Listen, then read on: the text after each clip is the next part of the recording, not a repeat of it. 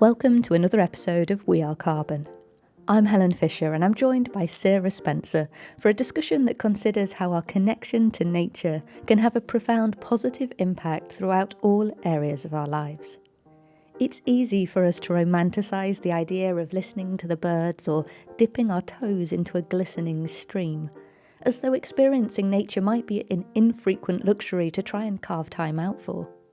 But this talk helps us to recognise that the role of nature in our lives is far more encompassing, and despite our built-up environments and scheduled routines, we are all part of nature, to such a degree that when we introduce aspects that are inspired by nature, or even start to think like nature, then we can enjoy much greater success within everything, from our health, our relationships and our businesses. Think Like a Tree encompasses Sarah's work as a trainer and author and draws upon the principles of nature to support people and organisations in a tangible way for meeting their unique needs. It's ever evolving and adapting through a growing network of facilitators who are each paving their own path for incorporating a more nature-connected approach to a diverse range of situations. It's beautiful how these principles can have a place in each of our lives, and I hope you enjoy listening through to consider this all through your own personal lens. New episodes of this podcast are added every other Tuesday, and they're available in both video and audio-only formats. Find them on YouTube and your favourite podcasting platform.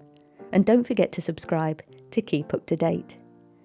Right, let's get stuck in. Hi Sarah, thanks so much for joining us today. I really appreciate you taking the time out, and it would be great if you could kick us off by maybe just a bit of an introduction to yourself and also your work with Think Like a Tree.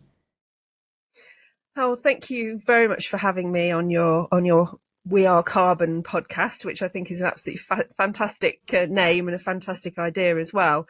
So I founded Think Like a Tree 5 years ago, and really it came out of a culmination of lots of different ideas and research and reading and studies that I'd been doing. In particular, sort of came out of my permaculture journey. So I had studied permaculture. We live in the National Forest here in South Derbyshire, and I studied permaculture really as a way of designing the land.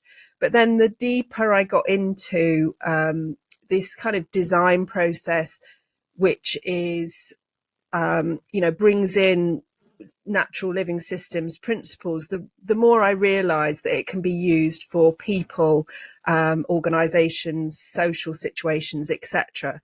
So I got more and more into that direction. And so Think Like a Tree was, is really my response at thinking, how can we bring living systems principles? So, the secrets of nature's success, and apply them to our own lives as individuals for things like health, well-being, and, how to live as a good person on this world, on this planet, but also for organisations and businesses to again have a model that really has been tried and tested over 3.8 billion years and is really the only operating system that's ever been proved to be resilient on planet Earth. And also, to shift away from some of the current paradigms that we're all living in. So these sort of mindsets that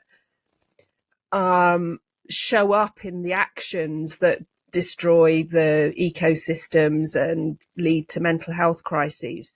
So it's really, a combination of lots of different disciplines. So not just permaculture, but things like regenerative economics, regenerative business, biomimicry.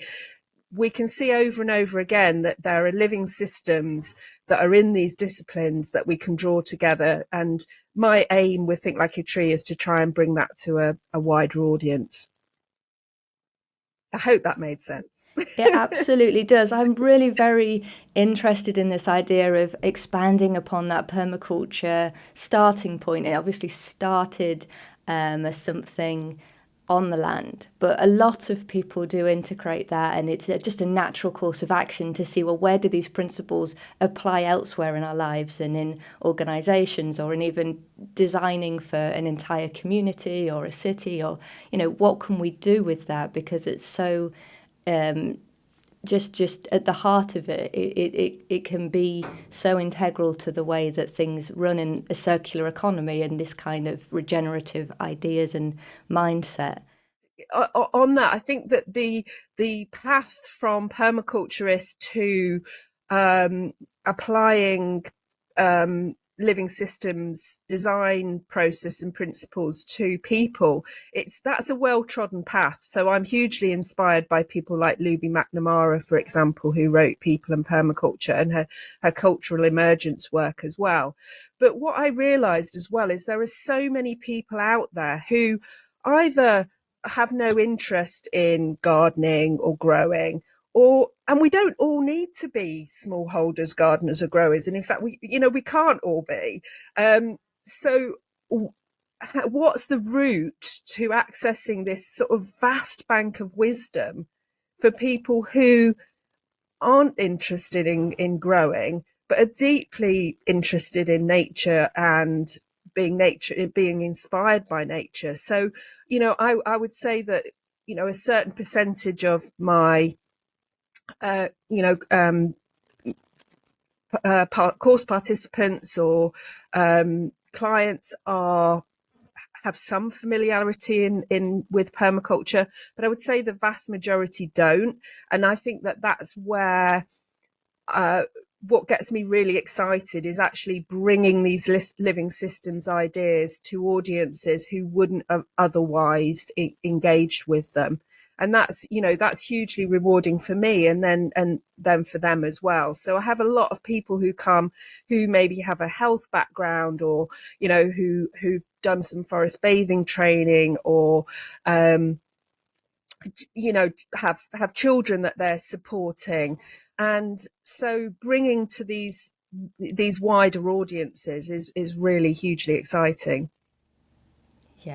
Yeah, I'm really excited to get stuck in as well and get some more details about the work itself. But before we go really deep into that, if it's not sort of too personal, I'd love to learn more about your own integration of the ideas of working with nature to support you through your chronic illness. That was something that occurred, and sounds like it was quite an inspiration in your life. So if you could maybe share a little about that. Yeah, absolutely. And so I have a lifelong chronic illness which has had various flare-ups. It's a genetic related illness, and it's had various flare-ups at different times of my life. And it has really, impacted the direction that I've gone in. But I feel like that's been in a really positive way. So, it's used it as a source of wisdom, and, other people are interested in that as well. And obviously it gives me a huge amount of empathy for anybody else also living with a chronic illness. And originally my plan was to do a more kind of land-based permaculture consultancy and design. And I was also trained as a forest school leader, so I worked with children for a while with forest school, and also doing eco schools, so bringing permaculture ideas really to children.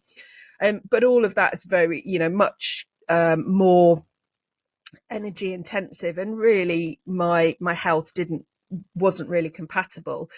And back in 2015, I had a huge health crash, which left me in bed really for about 18 months. And at the time, I didn't have a diagnosis, so it was hugely problematic. But I had I was already on the permaculture diploma journey, so that you start off in permaculture with a permaculture design certificate course, which is quite an in-depth course, but then you build on that in a diploma.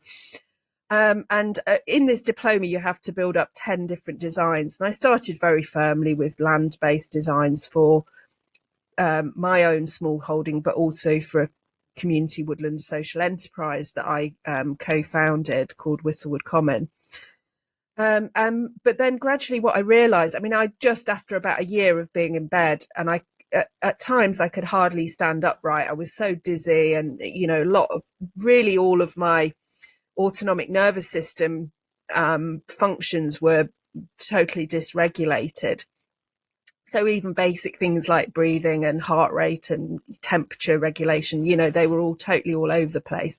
And after about a year, I was so fed up, as you can imagine, that I just made a decision, and I remember the date. It was the 6th of April, 2016. And I just said, right, I'm going to design my way back to health. So I took the permaculture tools, and then a huge amount of wider reading around nature inspired disciplines, and did exactly that, sort of literally put pen to paper and designed a road back to health.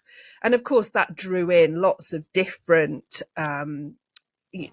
medical interventions and complementary therapies. And but I think one of the things that has made the most profound difference is actually the natural principles, that permaculture has a set of natural principles, and then I sort of built on them and drew principles from other disciplines as well, and really kind of reworded them and reframed them for individual well-being and health.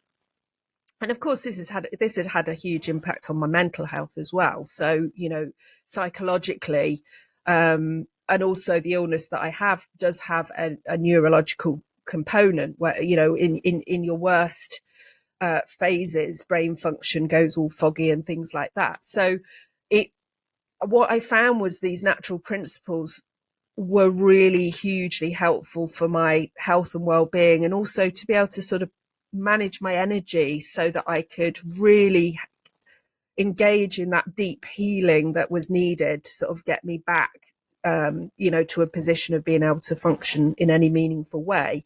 And then, over the last however many years, that is now 6-7 years, I've built on that, and now really am able to, work in what other people would consider a pretty normal way. But of course, behind that, there's a deep sense of knowing what's right for me. So what I also did along the way was drew these natural principles together, created a program called the Think Like a Tree program, and then building on that, wrote the book Think Like a Tree: The Natural Principles Guide to Life, where I drew together somewhere around 42 natural principles, put them in categories, and then just gave some examples of where we might see them in nature, and what people can learn from them for their own lives. So for me personally, the energy natural principles have been absolutely huge. So nature doesn't really waste energy, but nature doesn't do perfection either. Nature doesn't do straight lines. So we can go with the flow. We can embrace that complexity. And then other principles that have been hugely helpful are around rest and pause, and actually being able to transform those sort of feelings of feeling lazy or guilty when you take time for self-care, to actually totally transform that, to see that rest and pause time as really productive. So either setting you up for future, it's like dormancy with, a forest in winter, and then sets itself up for that burst of energy in spring. But we don't call a forest lazy, do we? So why do we put those labels on ourselves or on other people? So those types of things have really, really helped me in my own well-being journey. And then, of course, this is all relevant to not just health, not just mental health and well-being, but also, every aspect of our lives, our businesses, our economies, etc. Yeah, no, that's really, I think, something that so many people would empathise with you with regards to the chronic illness, the endless fatigue, and then that building up, like you say, it's affecting then your mental well-being, because you've got that sense that you should be getting on, or you want to be getting on with things, but your body is telling you to do otherwise. And I think along with empathizing with that, a lot of people are struggling with that. A lot of people would relate to it directly in a way that this is so relevant to them. To hear what you've got to say on this. And I suppose the ideas that you've touched upon there, the principles of rest and of going with the flow, that all is something that the structure of our societies has detached us from. So the idea that actually you just say, well, I'm not going to feel guilty about it, I need a rest, and that then in turn will propel me with more energy and achieve more because I've taken that rest. But people don't always have the space in their lives for that. So I suppose that's really, it's quite inspirational to hear that that's taken you from a place of feeling like you're going in one direction, and it's turned things around. And like you say, you could work in a normal way. You would just sort of consider that to be quite a normal routine that you can engage with. How much do you associate those principles within that healing journey? Do you consider them to be very integral for you? Oh, absolutely. Yes. And I think the really great thing about them is that anybody can go out and have a walk in their local park, or, their local nearby nature, and they're right there in front of you. If you see a dandelion pushing up through the cracks in a city pavement, you've got a really inspiring example of resilience. So what I really wanted to ensure when putting these principles, the book and the courses together, was that these were really, really accessible for people to learn from themselves. So this is not some, academic exercise where we're just thinking up ideas. I mean, there are plenty of psychology books that have people just make things up. And they don't fit that living systems paradigm. But I wanted not only to show how living systems work, but also to allow people to access and learn from nature directly. So, this is my book of principles is not some definitive, Bible of principles. This is just a starting point for people to have those light bulb moments, or that, those moments of enlightenment themselves out within nature. But it doesn't have to be go out into the wilderness or some, forest, remote forest or whatever. These things are all around us. And of course, the most important thing to remember, of course, is that we are living systems ourselves. So we are nature. And so, one of the fundamental elements of Think Like a Tree is for people to reconnect with that part of themselves that sees themselves as part of the living world. And, I wanted to go back to what you were saying about the systems that we're living in, because we're living in, according to a paradigm that's really out of date. It's actually a paradigm that's only been around for maybe 500-600 years, of this sort of mechanistic reductionist. So seeing people and businesses and organizations and societies as machines, and we're just cogs in that. It's just totally wrong. So if we shift that paradigm to seeing ourselves as part of living systems, then hopefully, those systems will start to change to reflect that as well. So you're right, when we feel guilty or feel lazy because we are, because we're ill, that's nothing to do with being ill. That's to do with the mindset that we're raised in. And too often, I think personal development methodologies blame the individual and say, if you make the decision to do this, things will change. Totally ignoring that systemic context that actually, we're all raised in a system that encourages us to, be always on, be always answering our emails, being, not saying no to things, feeling guilty. So we have to, the natural principles view is to look at the big picture. So to look at the systems, not just look at the individuals. So, when people come on our courses, they're encouraged to see, look inside themselves, but also very much to look at we take a sort of tree ring approach, that concentric circles that you often see in it repeated across the living world. That we look at ourselves just as part of other systems, and that we can see ourselves as an ecosystem, and then build on that to then have wider influence, but not forgetting the context of the systems that we're living within. Yeah, I think it's really interesting something you touched on there regarding we haven't lived this way for a very long time. That's difficult to understand in the context of our short lifetimes, and even maybe the sort of generations we can relate to previously, but maybe like you suggested 600 years of mechanistic thinking. It's in the scheme of things very short in the evolution of who we are and how we connect to the world. We can be of the mind that this is the right way to do things, and progress has moved us towards this because that's good. Progress is good, but I think it feels like it's more inherent, more natural, more healing to look towards how we connect with nature rather than how we detach ourselves from it.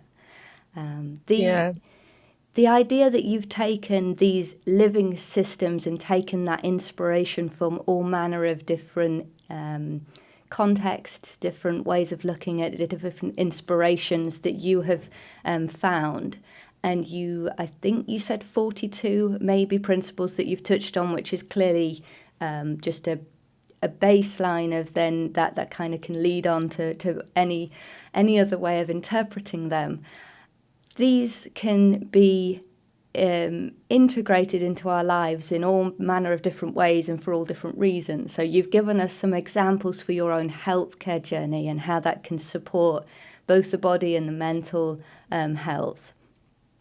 And I think what would be really interesting, because we can't possibly discuss the whole scope of them, we can see how everything is connected and all of the direction that you're coming from with this. But perhaps you could offer us a couple of specific examples, maybe a couple of very different examples of how you might take one of those principles and apply it to a given situation. Yeah, so I'm thinking in the resilience principles category, there's a principle that says each important need should be supported by several different elements or strategies. This is taken or slightly reworded from a permaculture principle, but if you look at a tree's need for water, for example, it doesn't just get water from one particular source or have it in one particular way. So it'll have shallow roots to get that surface water as it falls. It'll angle its leaves or capture water on its leaves to slow the flow down. It will have a deep tap root that can access water from the water table, for example, and obviously different trees in different physical locations have created and evolved different strategies. So the baobab tree will expand its trunk and contract to holding water in it. So you've got all these different strategies for just meeting that single need, which obviously is a fundamentally important need of a tree, which is water. And the same principle can be applied to, say, business. A business. If we've got a particular need for income generation, for example, in a business.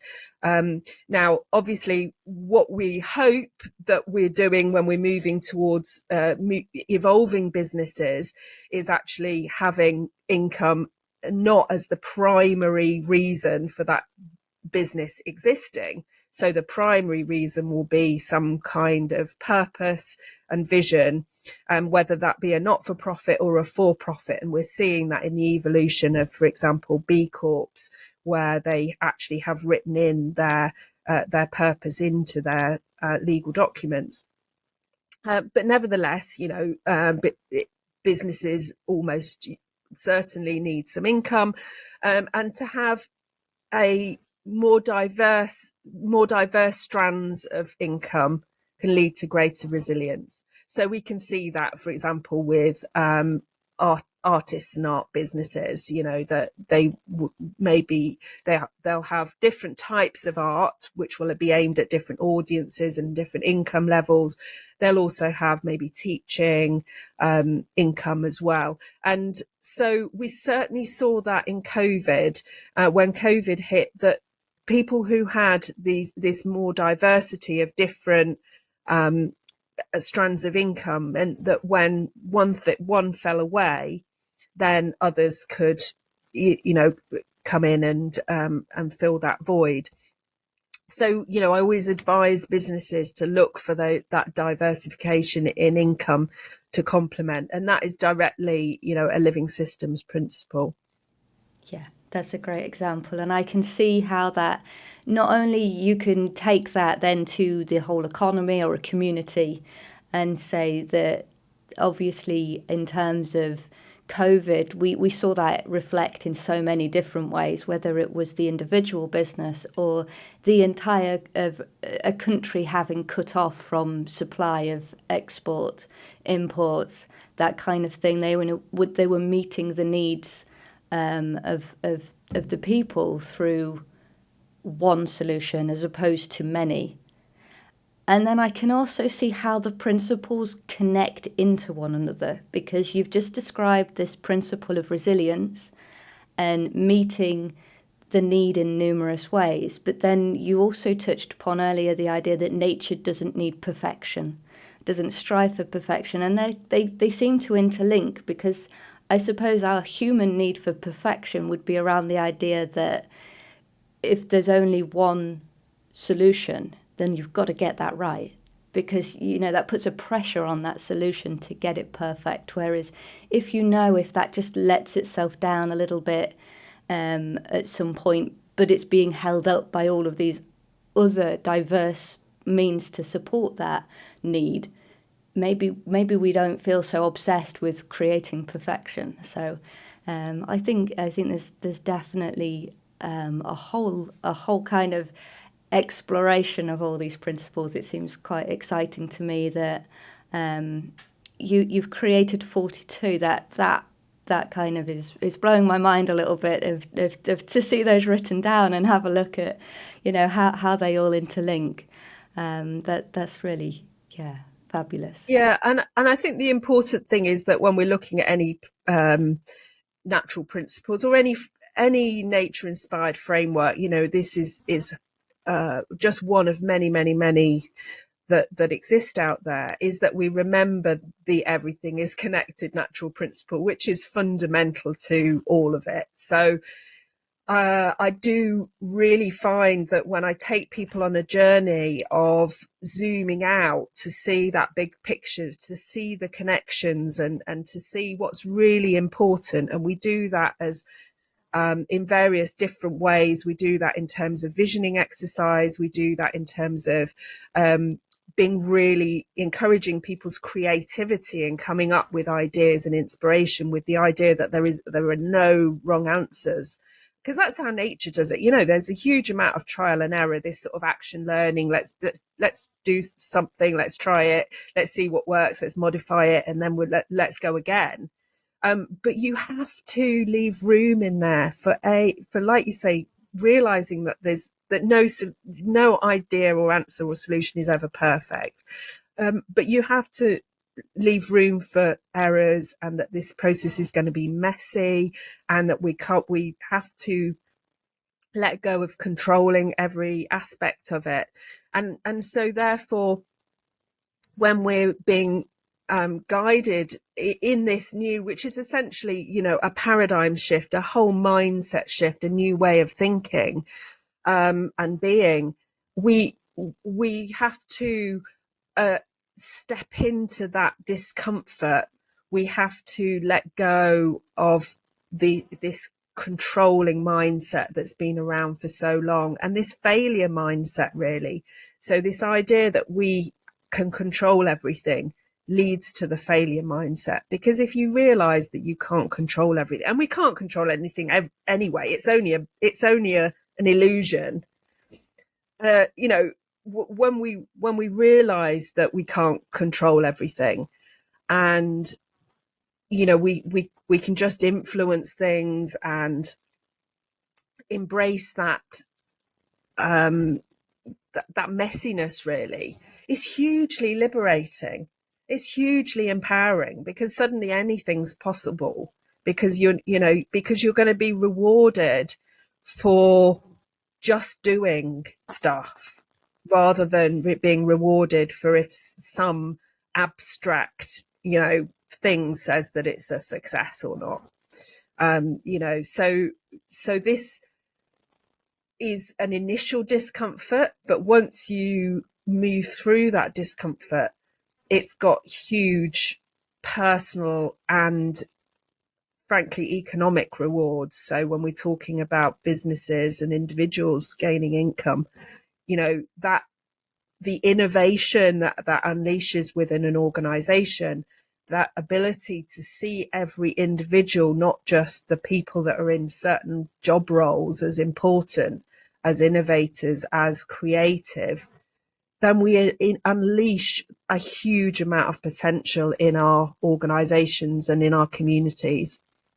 Yeah, absolutely. I can see that, definitely how big that can be, just that liberation, as you've called it. It feels like it's in such stark contrast to the way that we teach our children right from the very beginning, through our education system, through the employment system. The fear of failure, and then the guilt of not being able to meet your goals on time, that those kind of ideas are drilled into us. So this shift in mindset, do you consider it to have a growing relevance today? And if you do, why do you think that is?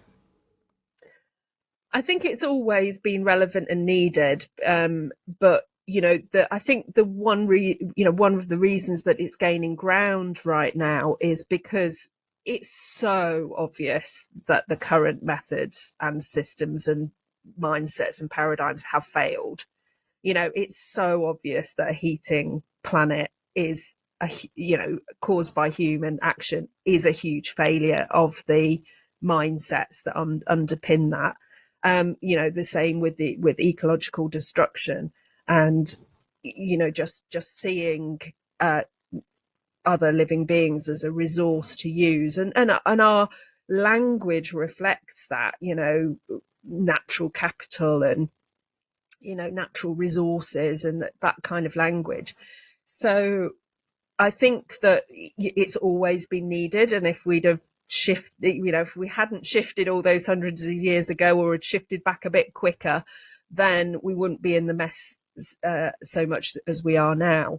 But but one of the things about humans is it's very difficult to turn those paradigms around. But when you do, things can happen really quickly, and so I'm always I'm always an optimist, really, because for me it seems really clear and really obvious, and if we could have those shifts, the actions follow.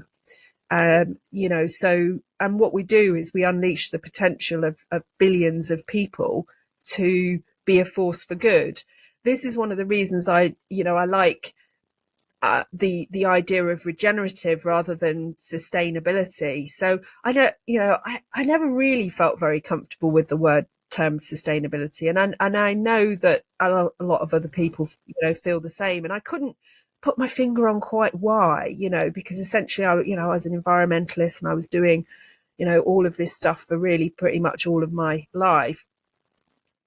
But the term regenerative is all about creating life. It's like creating life, creating the conditions conducive to life, as Janine Benyus, the founder of Biomimicry Institute, said. And creating life is so much more exciting than sustainability, which is all about, it evokes that emotion of, oh, what do I have to give up? Or, this is all about having less. Or on the other hand, it might be about sustaining something that I actually don't want to sustain at all. I don't want to sustain the mental health crises that we're in. I don't want to sustain the ecological destruction and the climate crisis. So what are we sustaining? Whereas regenerating life is something that all living beings do and have an urge to do, and that includes humans. And we find that incredibly exciting and empowering, as long as, and this is the big if, we can create the systems that allow and empower individual people and collectively to do that.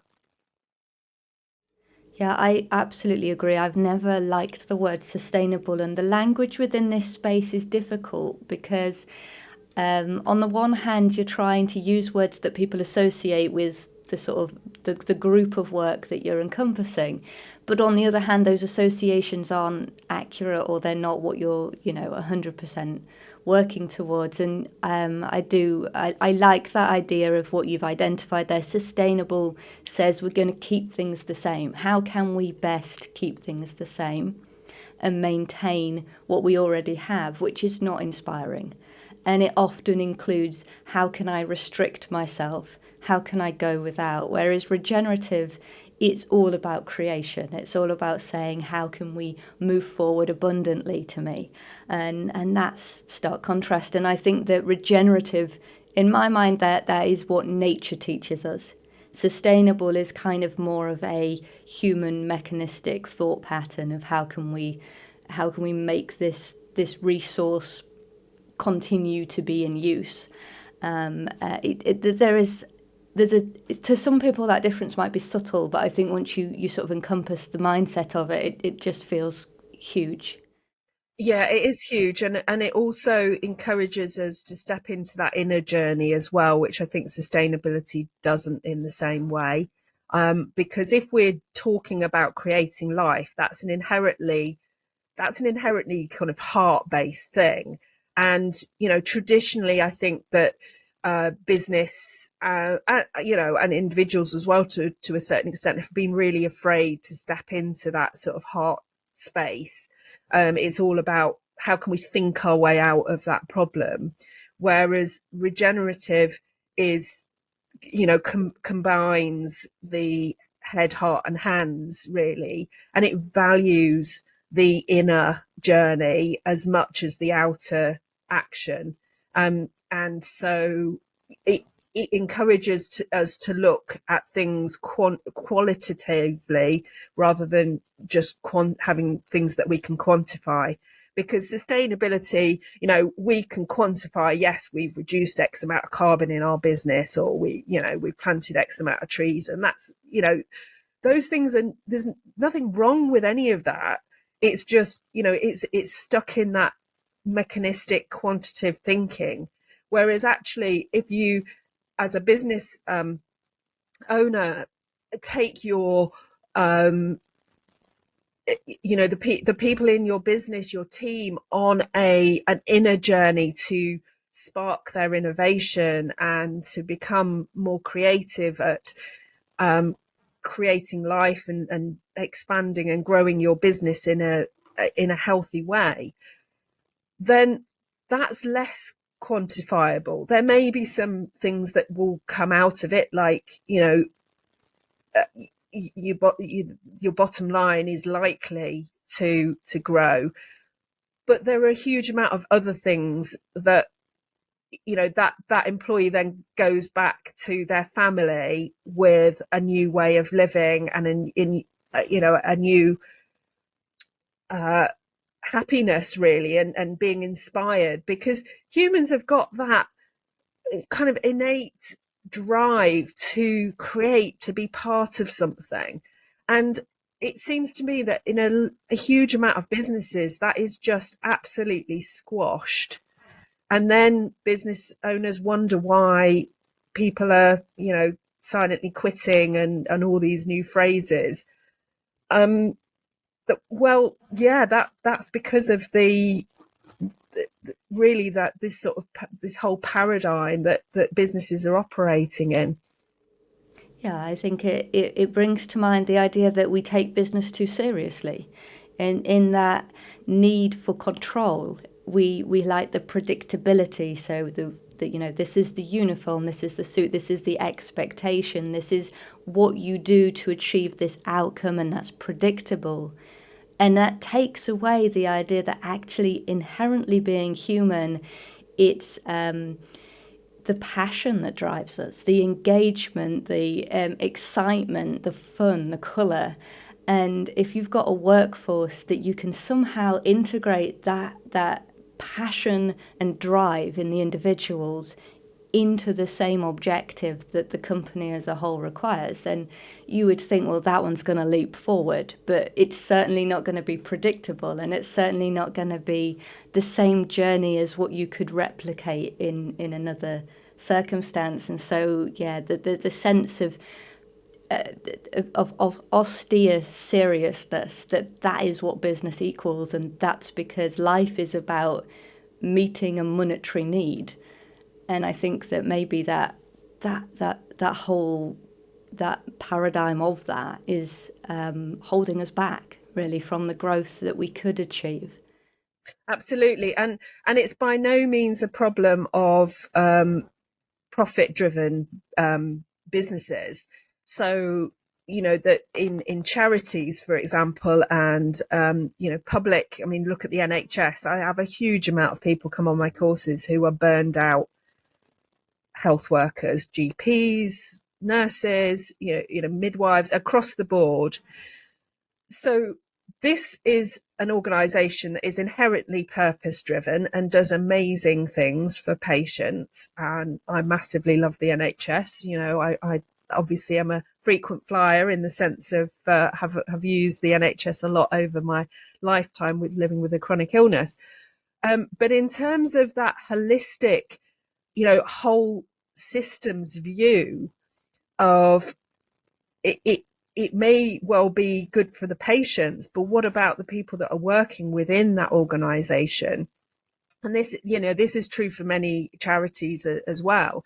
They've got this great mission and vision, but actually it's not reflected in the day-to-day working practices or the systems really that the individual team members are operating in. And there's a great example of an alternative, which is Buurtzorg, which is started in the Netherlands, but actually is now in many other countries, which is a local community care company. It's actually privately owned, but it took this regenerative approach. So it has small teams that are organised around particular locations and particular groups of clients, and that clients that are in the community.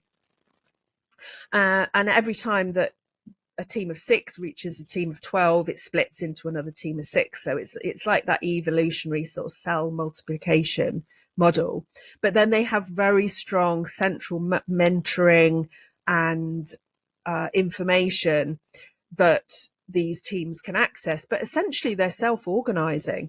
So there's very, very little management. There are lots of coaches and mentors, but there are very few actual management functions. So things like schedules and dishing up who's going to see which client, it's all done in that local team level who are responsible for that particular location. And they develop these connections with other local organizations, with the family members, with other providers to create this really, really strong support structure around the client in the community. So we can see this sort of, one of the characteristics is decentralization. But of course, what that does is it unleashes a real potential in the local teams by empowering them to find the solutions that are right for their particular client and their particular location, because all locations are different. And that joined up approach, collaborative approach, is something that we see over and over again repeated in nature. So, it's something that we really do need to learn from, rather than having this sort of competitiveness mindset that somehow if somebody else is offering a similar product, then they're our competitor. Well, maybe we can talk about how we can strengthen connections and then complement each other, for example. Yeah, no, it's fantastic to hear about different examples of how these principles can be incorporated and are being incorporated into organisations. It's very inspiring because that gives us a model to incorporate into our own work, potentially, that we know we've got a bit of guidance there for. Your work started off very much focused on the personal side of things, and then it's evolved, and now it includes personal and business and organisation. So was that in itself organic? Did you recognise a need for these principles in business? Yes, I mean, right from the start, I could see that these principles could be applied across all different disciplines, and I've used them as well within a community setting. So I used them in a community woodland social enterprise, Whistlewood Common, that I co-founded back in 2013.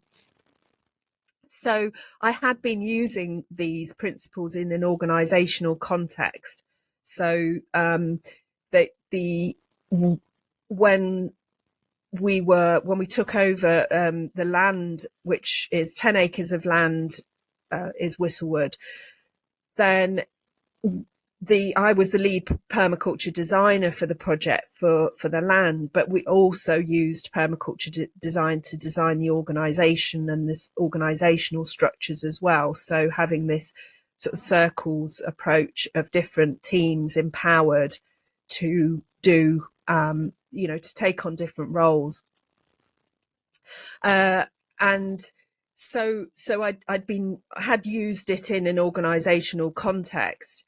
And then the think like a tree became a network relatively quickly. So other people came on board and wanted to train up as facilitators.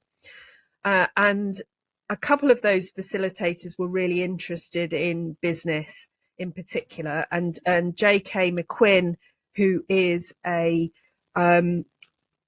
coach for businesses, and she does a lot of workplace wellbeing and leadership coaching. She and I sat down and said, right, okay, let's take this business idea forwards. So it's developed organically in a way out of that mycelial network, which is our Think Like a Tree network of facilitators. And what I love about it is that the network is based around the idea of the mycelial connections in a forest. So I consider myself to be like the hub tree, or some people call it a mother tree, although I don't particularly like gendering nature in that way. And then, so I see myself as having that supportive role, rather than, the traditional top down. I could have chosen other business models so that I will, had control, but no, wanted it to be able to evolve organically.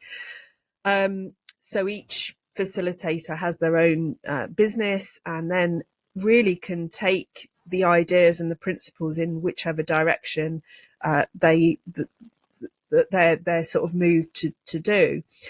So JK and I then started working on an offering for organisations and businesses, and of course, what we draw on there is much wider than permaculture, for example. So there is a huge body of work around regenerative economics, regenerative business, both in the UK and the US and around the world.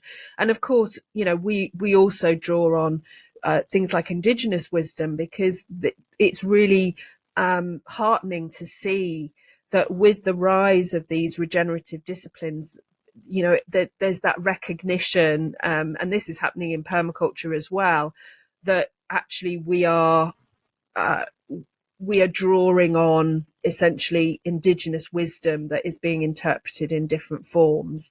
So, to say that humans moved away from this, well, actually, it was only some humans. It was only, that Western European based mindset.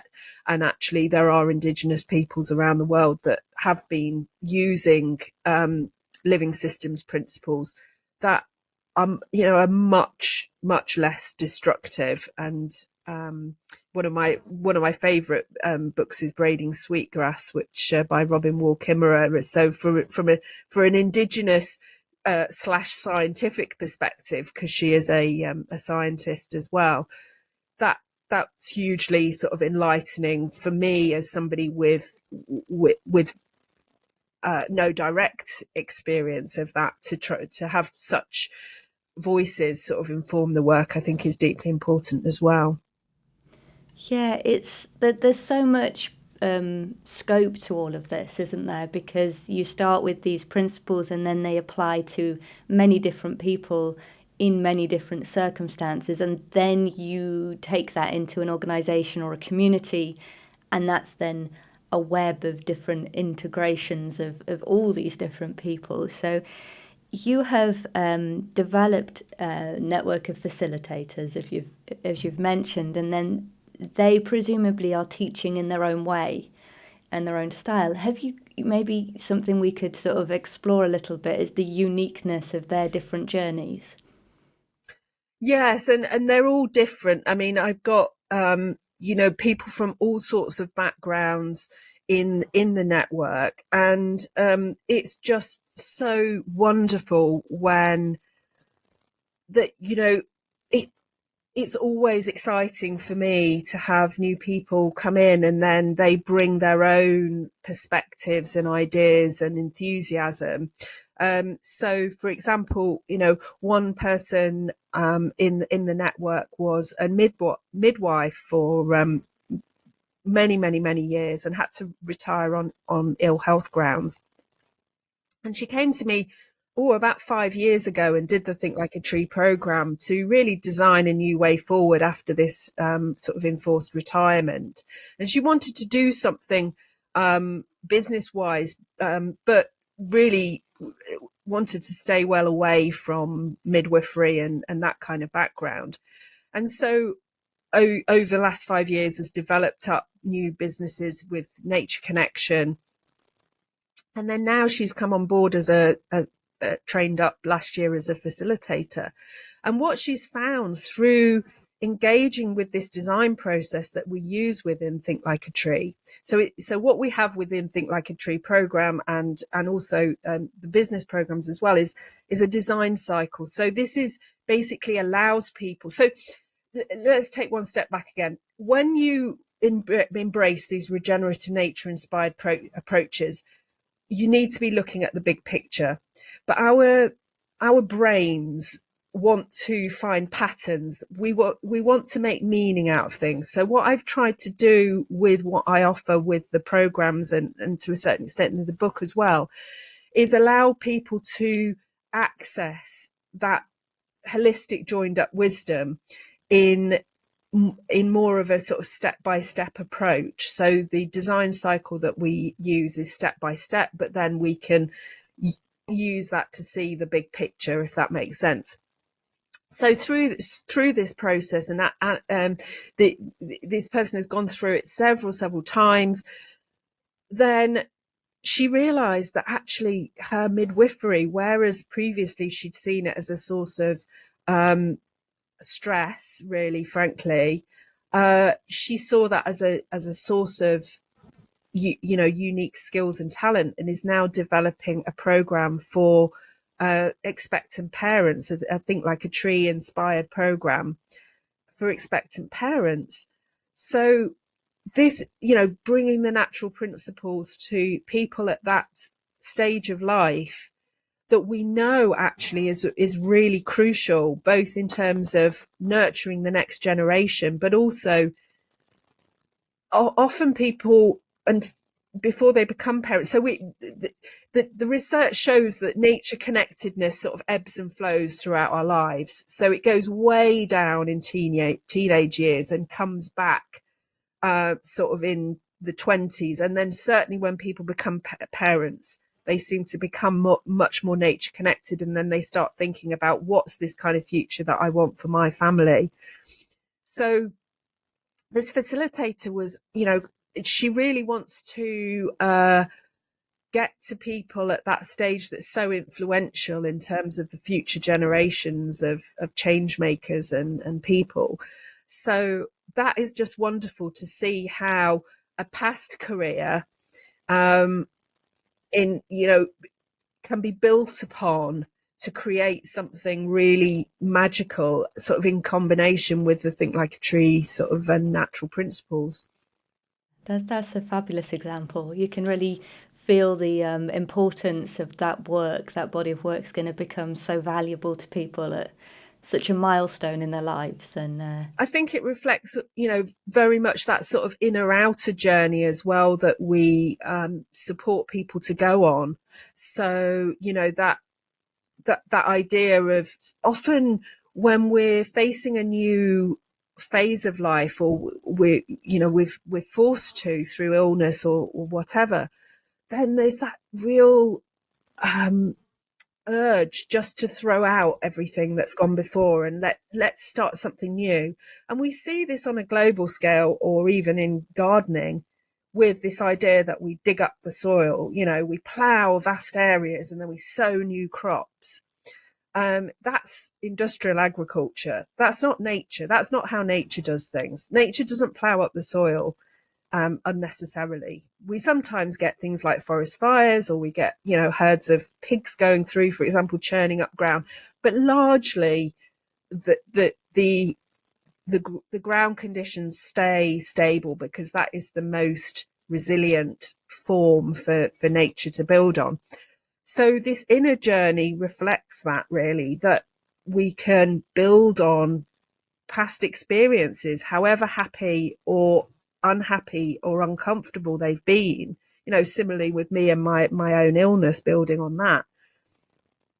Then, we see these as resources to be built on, rather than things to feel that we've got to just move on from. yeah, that's great.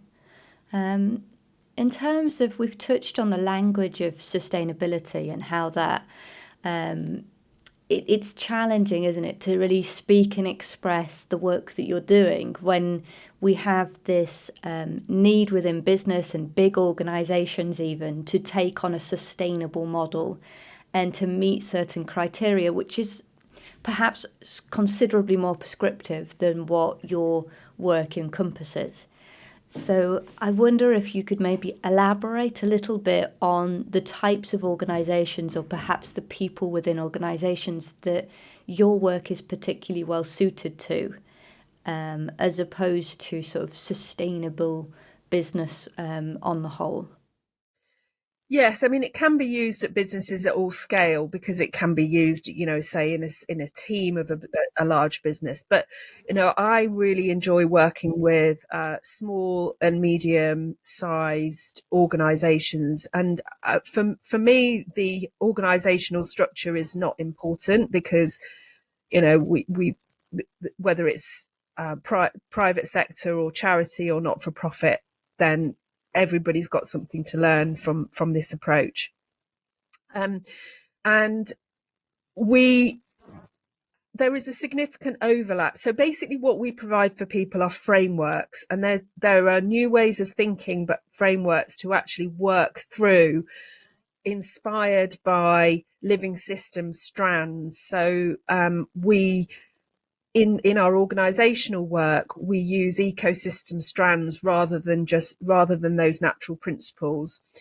We do bring in natural principles, but these ecosystem strands are essentially, when you're looking at a business or an organization, it is an ecosystem. So these strands are just a different way of wording or accessing, the same information, but we provide frameworks, and those allow this innovative creativity to emerge. It's different ways of leaders and their teams working together, different collaborative approaches, different ways of like I say, unleashing that creativity, shifting culture, engaging every organization, every individual within the organization, and also work on what is it, what is the one of the principles is around valuing diversity. So every changing system so that every individual can bring what is their unique. Carol Sanford calls this, who's written lots of books on regenerative business. She calls this their essence. You know, what is unique about that individual that they can bring to creating life within the whole of that organization. So we do a lot of work around this.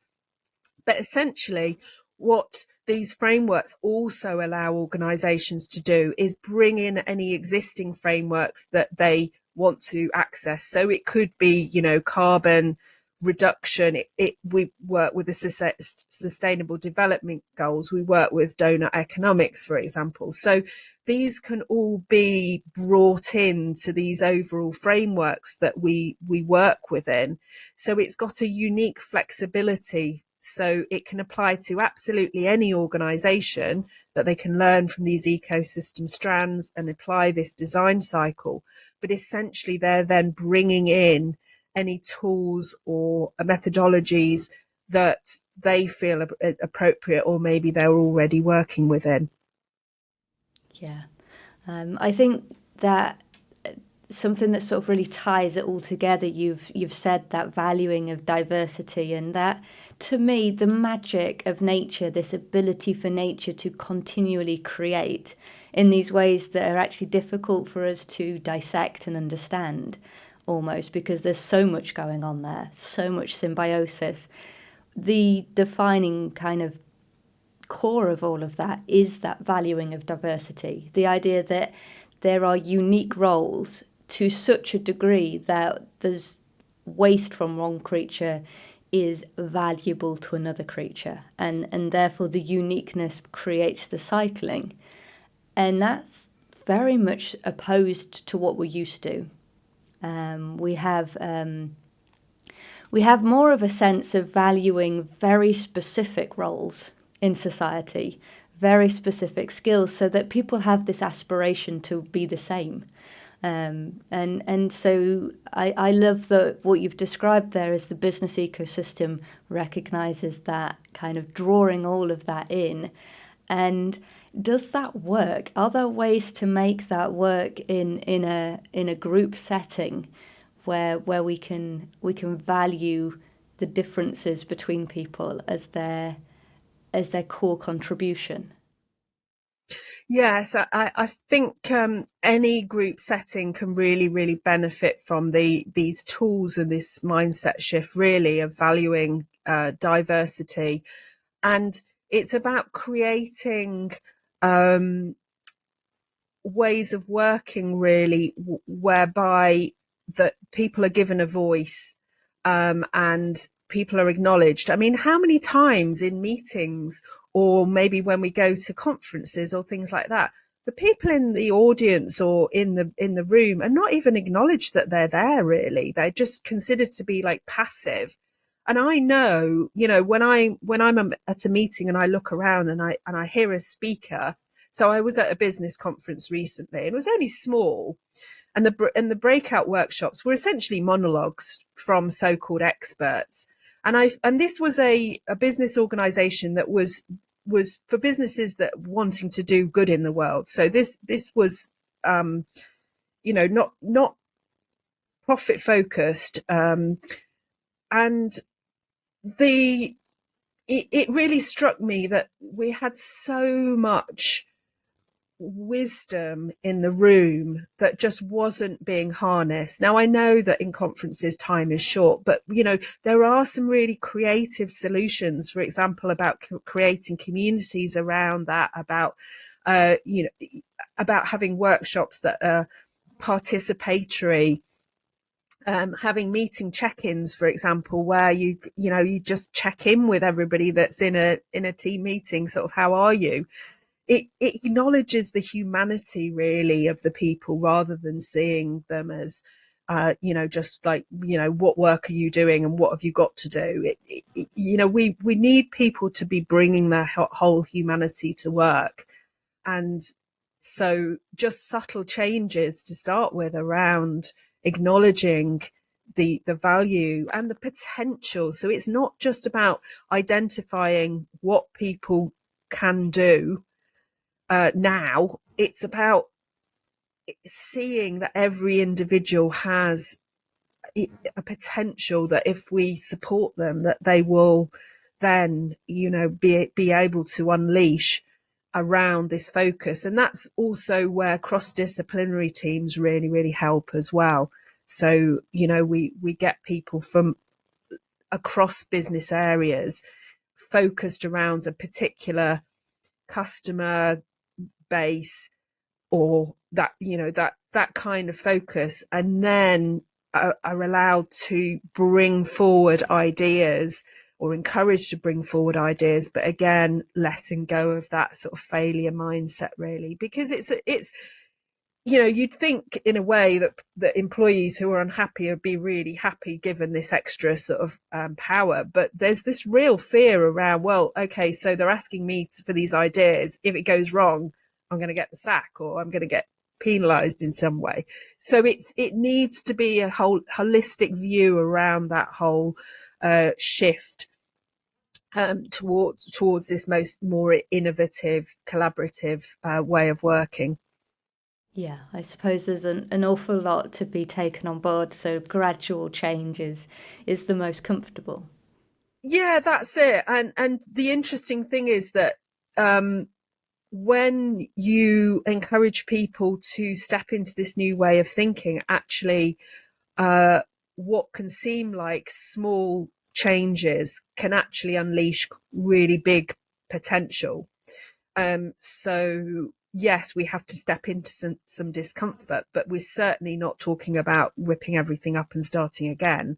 Bringing in these changes can be quite fundamental to actually the way that an organisation works, but also, if money's a factor, their profitability and their customer satisfaction, that kind of thing. Yeah, it's all interlinked. So this has been a fantastic opportunity. I really have enjoyed speaking with you, and I think if we could maybe just some final words would be really useful, because it's so integral to all different people at all different times of their lives. Maybe you could summarize the different stepping stones that people can take to get involved. Yes, absolutely. So the starting point for individuals, and this is also relevant to what we call solopreneurs. So people who essentially working on their own, like coaches, for example. Then the Think Like a Tree program is the place to start, and that is usually online. It's over 6 weeks. We also do a 3-day intensive, which is you come to lovely Derbyshire and stay for 3 days. We've got one course coming up in August this year, and then you work through this 12-stage design cycle with bringing in the natural principles. And the focus is some aspect of your life. So whether that be to do with your own sort of business, if like I say, if you're a solo business, or whether that be supporting children, health, well-being, planning retirement, career change ideas. People, this program's been running over well over 5 years, and hundreds of people have designed their lives, with every design being unique. It's what's wonderful for me to sort of see this sort of blossoming of different things. And then for businesses and organizations, that we have a Think Like a Forest program and bespoke programs for businesses and organizations. So you can find it all at the website, which is www.thinklikeatree.co.uk. And you can see the different offerings for individuals, for businesses and organizations, and also things coming up for families. Like I mentioned, the expectant parents, but we also have adolescents program as well coming up. So it's all evolving. And so if you've been to the website before and you haven't looked recently, then please come back and join the email list as well, because that's obviously always the best way to keep in touch. Fantastic. That's great. I'll make sure there's a link in the description people can find that's really accessible so they can dig in and learn more. So thank you very much for your time. It's been delightful to speak with you. Yeah, thanks ever so much, Helen. And thank you for listening to this episode of We Are Carbon. Next time I'll be joined by Richard Dunn to gain some insights about the Harmony Project. This follows on beautifully from the principles we've discussed here with Sarah, but brings the power of a nature-connected approach to our children's education. We discuss the project's ambitions along with its challenges and applications. New episodes are added every other Tuesday, so don't forget to subscribe to keep up to date. And let's keep figuring this all out together.